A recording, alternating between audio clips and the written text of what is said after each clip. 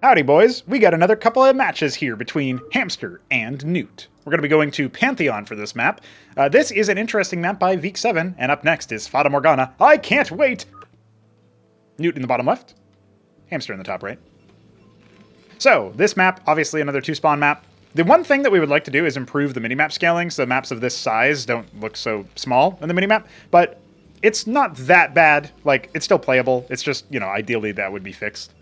One of the reasons why you don't see non-standard map sizes in Starcraft 1 by default. I mean, the other reason is that in order to make it work properly, you actually have to play a map on a standard map size and then play a map on the non-standard map size, because otherwise you will crash. Isn't that funny? Isn't Brood Wars so well programmed? Hamster popping on over here to just do his early scout. I was going to say maybe he wants a low ground pylon, but he's already made the pylon up here. So far, the matches have looked pretty interesting, these two anyway. We did have a pretty heavy early aggression out of Hamster on Cosmonarchy. Following that, we had a different-looking game. We have Gateway coming, so it won't be the same Sky Toss spam. I do still think that if Newt had recognized, oh, Cyclops, you know, that would have fixed everything. That would have fixed all of his problems. In fact, maybe that should have been the thumbnail for that video, is like, I should have, like, photoshopped in, like, the Cyclops and said, like, you know, best unit versus Protoss, just to trigger Nablime. So, and maybe I will have done that, actually, thinking about it. But you know what? It all depends on what we see here. Newt going to be looking for a fast treasury, maybe? Or maybe he was looking for a pylon block, not sure. Instead, going to just go ahead and... Yeah, I think he was looking for, like, a proxy, sort of, like, warden stuff. And, yeah, at this point, we've got the workers following each other, perhaps. No, I think it was just a quick scout, sees the fulcrum, sees the gas harvesting, assumes it's probably going to be quarry again. And indeed it is. So this is bog standard. We got a Legionnaire start for Hamster. He really likes the Legionnaire start. I suppose it does help fend off against, like, Vulture run-bys, which is weird. You wouldn't think a melee unit would do that. But as long as you can tag the unit, you can basically stay stuck to it forever. So, just a question of if you have enough of them. So the one Legionnaire expand trick, Hamster is going to drop his Nexus. This is much better for Hamster because of what was going down here. So you see right now, like, the worker count is in favor of Hamster by 2, but he's idled his Nexus, so he's actually going to get caught up to immediately. Draken incoming. Needs to cut workers. I suppose he's cutting workers for that particular purpose. And now, from this point onward, Newt will be slightly in the lead as soon as he remembers to queue up workers. Looks like he was responding to something. In fact, there must have been... Yeah, there was a... Oh, okay, I see. There's going to be an elevator play using the anchor. Now, this is a little bit spooky. The Vultures are out here. This is really good positioning here from Newt. I'm impressed with Newt's early game. I think he falls apart more in the late game, and sometimes in, like, the decision-making in general. For, like, you know, unit selection or whatever. He's still learning some of the interactions and stuff. But it does feel like he's got the right idea. So he pressures with the Vultures forward. That's going to, you know, essentially continue the contain. Now he's got the anchor coming in, and maybe with the contain suddenly relieved, he might lull Hamster into a false sense of security. But right now, Hamster is keeping all of his military units in. He's going to have a second Drakadon. So it doesn't really look to me like we're going to see a significant loss here. I can imagine it going horribly wrong, but with the second Drakadon out, you know, you're probably going to be good. This Legionnaire moving out. Might actually scout down here. No, instead it's going to move across the map. So we'll have to keep tabs on that, whether or not the Legionnaire actually gets anything done. We've got another Vulture coming, but it's going to hug the right side. We're actually seeing a very slow elevator, so this is a little bit different. We got 4 Vultures in the main, only 2 Drakadons here. We're going to see at least, like, probably 3-4 Scribes killed as a result of this. The Legionnaire is not on attack move, and neither is the Vulture. It's just on rally. Where does the trigger get pulled? It looks like just about now. Only 1 pylon powering this whole thing. That could be the main focus here. Some nice mines. That's going to need to be dealt with. Oh, my goodness. Well, this is a... You know, guys, it was... remember when I said it probably isn't going to do too much damage? Well, we are in for some pain. Let's just say we're in for some pain. Embassy coming. He can react to this situation. He can come back using the Embassy's extra production queue. There's been a lot of resources invested into this. And so, yeah, a little bit of the fire not really sustained over here. So it looked really bad, but actually, because you can't really control what the anchors target, and that anchor was all the way back anyway and couldn't help, yeah, you're in an awkward position there. So, gonna go ahead and pop that just to get slowed. When it dies, it slows guaranteed. If it actually detonates, it will stun and then slow after. So that's how that works. Another mine pop, but the anchor is completely empty. And so 2 anchors go down. Trying to raid in here, but all of the workers had been pulled anyway, so nothing to do over there. Just get 1 worker kill, and everything else is kaput. 1 mine left. Another anchor was made, but I think it'll have to be canceled in terms of that whole plan. We got a Palladium coming. Maybe he can keep the pressure on. You know, like the last thing you might expect after all of that is another anchor to wind up in your base, but there's nothing to go in it. So the Vulture's actually skating on around. The Drakodins plus the Legionnaire for scouting ahead for mines. This could actually be a pretty big deal, right? Because the Palladium is only halfway done or so. We've got a Fulcrum and a Stockade coming. This Legionnaire going to scout ahead and be, you know, mini-map presence. That's obviously pretty good. These Vultures now get canceled in terms of their attacks over. So that one, I think that must have been like a mistake by Newt. No way that he meant to do it that way. He probably meant to come down here, this ramp, and then cycle all the way back. Building another anchor back here. Might be able to float the anchor just to like force, you know, Hamster to withdraw. But it looks like as of right now, we are going to see another pop. Yeah, nice. Okay, so clearing the mines. You know, it's a Legionnaire. It ain't much, but it's honest work for those Legionnaires. There's still this mine spying on the units a little bit here. So seeing the Drakodins move by, I think it has just enough vision to see that.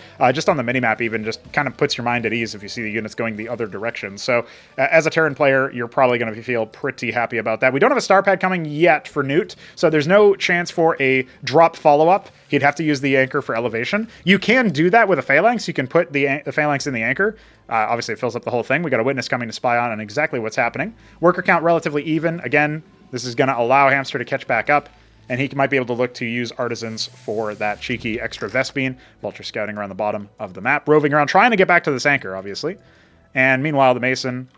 Where's it going to head? It's going to head over to the gas. Probably just watch for any counter drops, right? Because he saw the embassy. He knows that there's a drop potential. Obviously, he might remember that from Cocytus.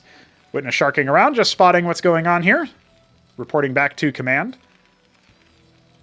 Seeing what else we might be able to spy. Obviously, can detect what is being made and how fast along the production queue they are when you select structures that are detected. Now, the Legionnaire is here to catch this attack, but there's not really any other units to respond, and there are mines. No, there's no mines in these Vultures. So that's actually kind of a bit of a missed opportunity. He's going to end up getting 3 workers for his troubles. Shouldn't get much more than that. And there you have it. So not terrible. I mean, you know, he's stretching ahead in terms of the worker count. Feels like maybe the consistent worker production wasn't actually there for Hamster, despite having a pretty considerable bank. But Hamster has the map tempo at this point, right? The Phalanxes are slow and immobile. The Madrigals only attack air until they deploy, and even then they're not very useful versus the Protoss army that we see here. Obviously, the Witness is keeping tabs on what the army's like, and, you know, sure, there's one Phalanx there. Sure, there's another one in the back. That's going to cancel any would-be attack. You know, looks. Oh, you know, he's feeling cheeky with it, but I don't think this is a good move necessarily. He wants to try to pressure that Phalanx. You know, okay, he loses a Hierophant for it. Actually, does get... I think Newt attacked his own Phalanx with his Goliath and his Madrigal. I think that's what just happened. I was thinking, like, how did it die so fast? Well, turns out that's how it died. Wow. Impressive. The Witness went all the way back over there. I thought maybe it took damage or something, but not the case. Watchdog being assembled down there on the low ground. This anchor is not really going to be too efficient. That Watchdog can lift off and get a pretty good scout of the situation, although we have double Drakodin and a bunch of Legionnaires for anti-drop. But with that anchor falling, I mean, you might be thinking to yourself, there's probably no way for anything else to go wrong. Another embassy, so a lot of workers going to be produced here for Hamster, recognizing that maybe like that's a deficit that he has versus this Terran player. And also taking, of course, that 1 o'clock position as of right now. Watchdog now moving out. Drakodins will start to aggro onto it. So it's not going to live too long, you know. Grand Library out here. Not able to see that it's making what unit it's making, because obviously the Watchdog does not detect. But, you know, it's actually getting a pretty good scout over here. So that's not that bad. Maybe he even saw the Cantavis. Witness spying the move out. All of the other units have returned back. So seeding mid-control, this actually could be, like, what I would like to see Newt do here, if he's not too impatient, is set up mines, set up Phalanxes on this side, just control this whole bottleneck. But it looks like he's going to charge on through, see if he can get even more control out of that. Because, you know, he's got the Phalanxes out, right? He's got all sorts of stuff there. He doesn't have any detection, crucially. No star pad, no shaman. So no way to actually reveal the Witness that's spying on him. And so, as a result, we might see a pretty sick storm out here. We'll have to see what the control is. Yep, there we go. Nice storm. It's actually going to damage the Witness. That gets pulled back wisely. This is going to deal a lot of damage throughout the whole fight. And, you know, thankfully for Hamster, or rather thankfully for Newt, he's able to move out. And so the fight was a little bit misplaced, perhaps. I was going to say, you know, okay, we need another storm. That's just going to zone him away. it doesn't deal as much damage initially, like per tick, but it lasts for way longer. So the total amount of damage can be really brutal on things like the phalanxes that are immobile and stuff. And they absolutely can confuse the clerics and cause some awkward engagements here. Another, no, there was no storm. That was a hallucination, but he doesn't have that much to back him up right now. Scribe's moving over here, reveals that 12 o'clock is, around 1 o'clock is actually taken. Need to see, okay, he's actually going for another hallucinate, it looks like. Because he doesn't have the energy for... Oh, no, he does have the energy for Storm, but it gets focused down by the Phalanxes. Herald taking a lot of damage there, but eventually does fall. And, yeah, we probably need to see... I don't know, like, Amaranth would be sick over here. But, no, it's going to be enough for Hamster to just GG. He feels like he can't break this. I was going to say, Amaranth would have been really good at that point. The Storm, if it was placed in a way where you still had enough control... Like, the Storm is like a... maybe not a win more thing right now, but it's a little bit more like... Okay, I have the ability to kind of force you to stay in your place, so now I'm going to cast Storm and make it more punishing for you to stay in your place. Now you can either back up, which means I win the whole ground control engagement, or you can, stay in the place and take the damage. And Newt was able to stay in the place and take the damage because the engagement was coming in a little bit out of sync, right? And that's where like the melee units definitely would have helped him out. But unfortunately, all the Legionnaires evaporated very quick. There were no Zealots, no Amaranths. Amaranths have great sustain if they can get on top of the units, and so that can really take a lot longer. And also, you have to think about it. If you have melee units and the Phalanxes are attacking the melee units, they're splashing the Clerics to death, even the Goliaths to death. That's going to be a whole different ballgame. But instead, the Hallucinate and the Storm came in. I feel like those are better when you have more things to support with them than they are as their own sort of unit. And so you need the Cantavis to support an army that's already there. It felt like Hamster didn't have it. That's the narrative that I'm going with for that match. Let's see what happens in the next one. Welcome to Fata Morgana, a map by Veek7. We've got Newt in the top left, Hamster in the top right. Can we guess the colors? This isn't white. This is Alice Blue. No! I thought Glacial never made it onto Terran. I have no idea what this color is. It's not Vine Green. Is it asparagus? No, dark spring green. Okay. I was going to say it's too dark to be asparagus, but dark happened to be in it. Well, we're 0 for 2 on the color planning or recommendation and guessing and all that stuff. But if you want to guess your own colors, well, you got to play Cosmonarchy so you can enjoy our 108 or whatever colors. I mean, we have a ridiculous number of colors. It's hard to remember them all. It's probably more than 108. We even have Patriotic Freedom. It's a bit of a meme color, so I wouldn't recommend using it. But there you go. By the way, we have a number of people that I'm very excited about potentially joining us in the land of Cosmonarchy. And I really want to see, like, what we're seeing with these build orders being mapped out, where it's like, oh, the one Legionnaire expand off of the one gate. And the, Fulcrum into Quarry, with Vultures and stuff. It seems like a pretty solid build, but I want to see other people try innovations. I want to see other people find success with different strategies and like different openers and stuff. And, the player count increasing is going to help with that. And just like more attention on the project due to tournaments that actually have like individual prize pools that are pretty meaty. Like we went up to $225 for the March Invitational A prize pool. That's more than double what we had for, the B prize pool. More than double what we had for A. So the upper class tournament fittingly has more money at stake. Another Mason nearly destroyed, we'll say. And so I'm proud to say, oh, is he going to get it? No, not quite. Needs to go back for it. And no, he picked the wrong one. The one that was running away was the one to go for. Oh my god, it's one hit away. Ring around the rosy time. This happens so many times in these games. It's basically every game except for the Cocytus match. Newt must have been like, oh my god, I don't have to worry about this. Oh, he could have dove it in there. Oh. Real close. Oh, but he lost it at the last second. Now the Vulture is starting. There's still a chance here. Hamsters get so much money behind this, by the way. Going for the Zone Nexus now. Where did he go? He lost him. He's hiding in plain sight. Mason Scout returning back home, having not really seen too much. Second Legionnaire started, and the Vulture will put an end to this madness.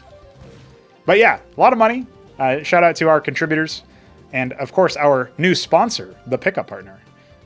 Big fan of the man behind that, a certain Biddy B. We'll talk more about that when we get into the actual events, of course. I got to work them into the overlays and stuff. Good excuse to just make new overlays, honestly, but we will see how that one goes.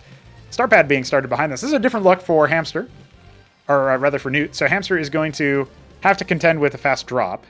It's interesting. Both of our players so far in every one of their games, they've both done, at least one of them has done something really different.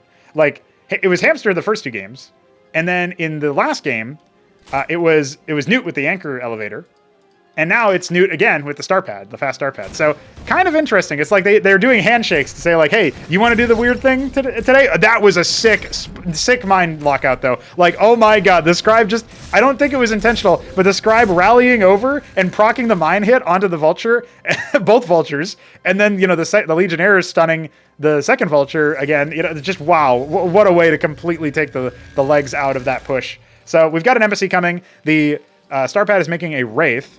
Mason back here can maybe make an anchor or a watchdog for a scout later on. In fact, interestingly enough, the Legionnaire is like moving around. I wonder if he's thinking that that's exactly what's happening over here, but nonetheless, lower half of the map, not necessarily being made just yet. A proxy star pad. Okay, interesting. This is shades of like a proxy starport where you make the control tower and everything, and you put like a single drop ship out there, and then your vultures suddenly swoop on in. But no vultures to swoop on in yet, so that's the main problem. We got a treasury coming in here. It's just wraiths. It might just be like just nonstop wraiths. Very different look from the complexion of the last game. And if it is wraiths, I kind of don't like this positioning of the star pad. Like, yes, maybe you can get a surprise hit with like a couple of wraiths coming up here, but it takes a while to get up to a critical mass of enough wraiths to one-shot a scribe. It's 65 effective HP, so you're talking about needing 7 wraiths to do it, and that's a lot, right? So. Oh, I guess it's only 55, right? So actually, it's 6 wraiths. So it's not as many, but still, it's like, okay, if am I gonna make wraiths from this location, then I have to like link them up with the wraiths over here. It's more fragile, I guess. If your opponent scouts it, then half of your wraiths are somewhere and the other half are somewhere else, and all sorts of other antics can get very silly. Third gateway added. Interesting SimCity, but I guess none of his units will get stuck, so that's nice. Witness now moving across the map will actually, of course, reveal the wraiths. Detect them and reveal them if it's close enough. We have a safe warden in the back. I wonder if it's like Sixth Sense or if I missed like a scout going up there somehow. I don't think I did. I'm not really sure how he would have seen the wraiths then. So yeah, look at this. We have the wraiths on the minimap there. They would have been detected by the witness. We'll see if there was any actual reaction there. But the warden can only protect probably like, yeah, you can park the wraiths right here and just take pot shots at stuff. So not exactly super easy to deal with. There's not a second witness coming either. Stargate coming. Okay, so this is interesting, right? He scouts the star pad, and he's like, all right, I'm going to go Stargate just for land effect to deal with the wraith stack. If that's even really a thing. Now, some of the wraiths have indeed synced up, but we're talking about, again, 6 wraiths minimum required for the one-shot, right? So that's a pretty big deal. Witness continuing to scout around, seeing the second base, second quarry. Hasn't seen the stockade yet, I don't think, but not a huge issue. Now, the Terran cloaking is proximity. The Protoss cloaking is combat. So basically the way it works is if you have a cloaked Protoss unit, like the Barghest earlier in the set, it attacks, that's when it reveals its cloak, or if it uses an ability. That means the Witness will never actually reveal itself because it can't attack or use an ability. So there you have that. But with the Terran ones, you just have to be within a certain area. And so, you know, in this particular case, you can see he's trying his best to get the one-shots off, but he's only got the 5 wraiths, so it's not going to actually be enough. These scribes should have been going to the main, so that the defenses could have kicked in there. Instead, the Witness is going to help detect the mines. We are going to see a focus fire of the Masons. There's enough over here where it's going to take a really long time for the... Well, no, with the full surround of Masons, you can't make this happen. You got to focus down the Masons. These 2 melee units could also be in the way. So many scribes died behind this. This feels like a big flub from Hamster. I don't know how he managed to be in this awkward of a position, because he could have just tasked his workers up here, saved most of them, and then the warden, the units spawning out of the gateways, they would have done it. Now the melee units are trying to rejoin the fight, but the wraiths are now here to add a little bit of disruption, and Goliath on the high ground to ward off the rest of the push. Absolutely going to see Hamster not be in the lead anymore. I think he had a lot of pressure. I don't think that Newt... You know, Newt, you can only... Listen, you catch what your opponent throws, but that was definitely Hamster throwing. So, bit harsh, bit unfortunate for him. The wraiths can't really do anything over here. The Hierophants will obviously just slow them down and make it easier to stay close to them. The units over here are going to reveal the star pad, so that's going to have to be lifted off and probably not going to get too much. Now, if the scribe dies, it's a little bit awkward because you can't put down like a nexus. It takes a little bit more time to actually expand again. Try to keep your economic tempo. So the Mason is out. Another wraith will spawn and probably die. Well, actually, it's not. This isn't on a move, so it will not die. Star pad's going to go. Witness continuing to spy on things. I feel like an Ancial could have been made at some point to deal with that. We're going to see a Vestry being added on. 3 Fulcrums coming online. 4 more Fulcrums coming online. So this is a dedicated, you know, tier 1 push, right? Like, that's what we're seeing out of here. Vestry, we're going to see some Palladiums almost undoubtedly. it feels like. Unless he wants to just go all Goliath. Actually queuing up 4 Goliaths now, so maybe that's the play. And Newt up 20 workers. It's going to take a while for his opponent to catch back up, economically speaking. Wasn't able to go for a third base. His land effects are not with the army, so he's not going to be able to deal splash stack damage. He's going to need to recall those up and bring them with, now that he's decided where the wraiths actually are. That's what I thought the witness was going to be for, but unfortunately, yeah, okay, well, he can just reveal that he has a witness in this area and make it really obvious. Oh, no! Okay, you got to watch out for that, because the witness will be actually targetable if it's stunned by the lobotomy mine. That's one of the behaviors that will do that, right? So now really trying to stick onto the anchor. Might be enough here. Land effects shredding that stuff. Need to activate Disruption Field if he wants to get more value out of this push. And it's already very, very low, so I don't know if the land effect can really do that. He's got more units sort of slowly coming on in. There's the target fire from the Goliath to get rid of that, but there's only the 1 Wraith left. These units can actually be focused down. There's not really any healing here. Here's a Legionnaire for good measure, you know, just to draw some fire. The Goliath's not being focus fired too much, but now he can get rid of that Wraith. You know, it's good to actually kill air units if he can. Now, he doesn't realize it, but these 3 Dracodons are actually pushing his opponent back. Now 3 more Goliaths have arrived, so these need to get moved back. So that's a little bit awkward here for Hamster. I can just imagine him sort of sparking in his wheel, trying to make sure that he gets everything done. Still no base at 3 o'clock. Never took this base over here. Another land effect moving over. Alexander typing in the chat. That's BM. You can't even reveal that you're in the game, dude. What's wrong with you? And more and more scribes being added over here. There was a game, apparently, this is like ancient lore, but Shambler casted a game through typing. I never found that replay, but that's pretty funny. So the scribe will get the work done over here. Not likely to stay alive, but... oh, actually, the Wraith is able to catch it, so check that out. But is the Wraith going to be on an intercept course? Nah, it's too much APM to waste for that. He's just going to use it as a scout. Another Exemplar coming. I saw one get queued up earlier. I don't know where it went. Maybe it was canceled in favor of the land effects a little bit faster, because obviously the Exemplar cannot attack air. It is a mass Fulcrum push here, though, and I'm not sure that the Witness actually saw too much of this, but we're going to see a lot of Clerics coming out of 2 Vestries. There's the Witness being popped and seeing the move out here, because the Ant Seal was finally made. Mass Legionnaire. I like this adaptation from Hamster to get a lot of Legionnaires, which normally struggle versus, like, Terran comps, but Newt doesn't have any crowd control. So that's a pretty big deal. We've got more and more units streaming on in.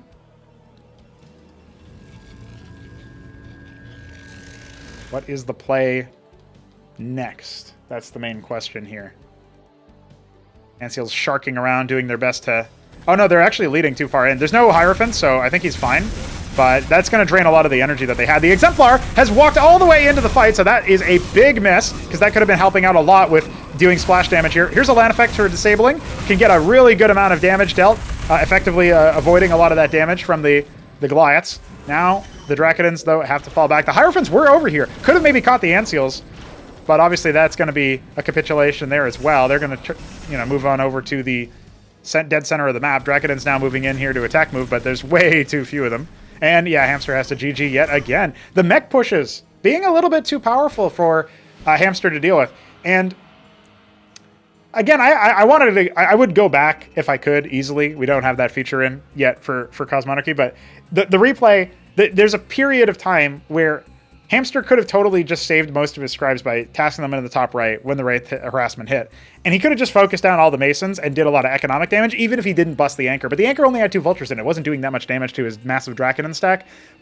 The fact that he failed to do even either one of those meant that he was like doubly behind, right? He kind of failed in both of those particular tasks, and that set him massively behind in this set. So it is going to mean that we are going to see Newt go up to a 2-game lead, but 3-1 in terms of the matches that we've seen. Overall, you can add 2 more to that to make it 5, and 1 more to Hamster's tally to make it 2 if you want to factor in the games that I didn't show in this cast, in this set. That does mean that we have a couple more games to go, though. We have an Axiom match and a Titan Forge match, so stay tuned for part 3.